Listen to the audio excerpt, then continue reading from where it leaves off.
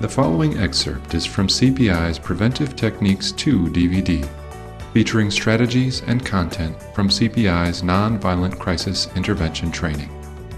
This clip is intended to help staff recognize anxiety in clients, patients, or students and respond appropriately to it. Anxiety is demonstrated by a change in a person's behavior. Think for a moment about the people you work with. How do you know when they're anxious? Your responses might have included fidgeting, pacing, rocking, or hand-wringing. Some people withdraw, others become very talkative. The better you know the people in your care, the more easily you'll be able to identify the way that they behave when they are anxious.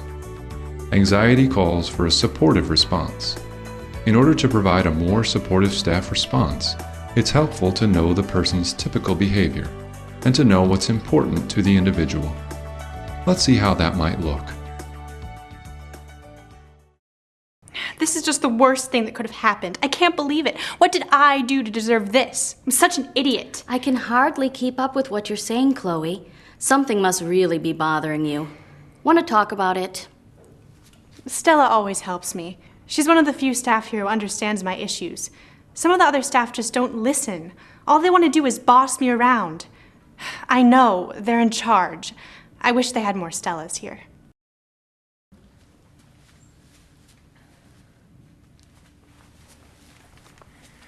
Hey, Anthony, want to give me a hand here? I could use the help. Come on. Sometimes I can distract Anthony. When I take the time to really get to know the client, then I can figure out what's really bothering them. Anthony's not a bad guy. He's just had some tough breaks.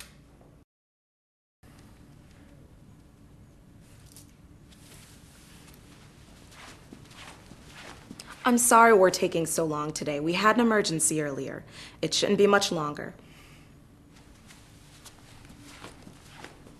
I guess I can wait a little longer. We usually have to wait in this place. I'll give them another 10 minutes. If I'm not called in by then, they're really gonna get a piece of my mind. Oh my God! What am I going to do? What am I going to do? I know it's been a rough day, Chloe. I'm here to help in any way I can. I know I can't do that with all clients, but Chloe usually responds well when I give her a supportive touch on the arm. As you can see from these examples, there are many different ways of being supportive, but there is one common component in many of them, and that is that staff members are keenly aware of their own nonverbal behavior. First, let's take a look at personal space, also referred to as proxemics. Most of us feel uncomfortable when somebody gets too close, but the amount of personal space we need varies from person to person and situation to situation. What's true for almost everyone is that coming too close tends to increase a person's level of anxiety. It might even be perceived as a threat. Respecting an individual's need for personal space might make the difference between a person listening to you or moving into that second defensive behavior level. Maybe you noticed that in one example, the staff person touched the agitated individual. Sometimes appropriate touch can have a calming, comforting effect, but it's a supportive response that should be limited to situations in which you have a strong rapport with the agitated person and are confident that your touch will be received in a positive way. Notice, too, that sometimes you don't need to say anything. Silence can be a good thing. You just need to take time to listen, without comment and without passing judgment. Think about your own experiences. What supportive responses work best with those in your charge? Let's take another look at the staff members who showed us their supportive responses.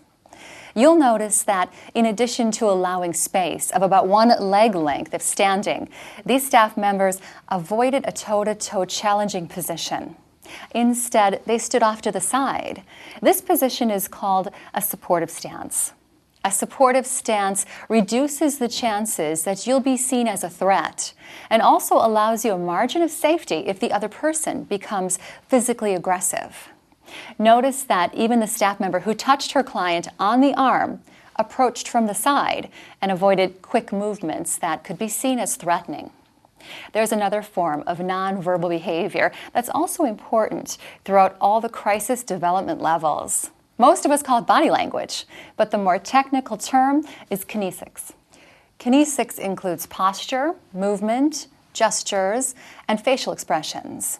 It's important to be aware of your own body language and try not to do things that may appear threatening, such as putting your hands on your hips, rolling your eyes, or shaking your finger. Facial expressions can also communicate anger, disgust, or other emotions that can raise anxiety levels.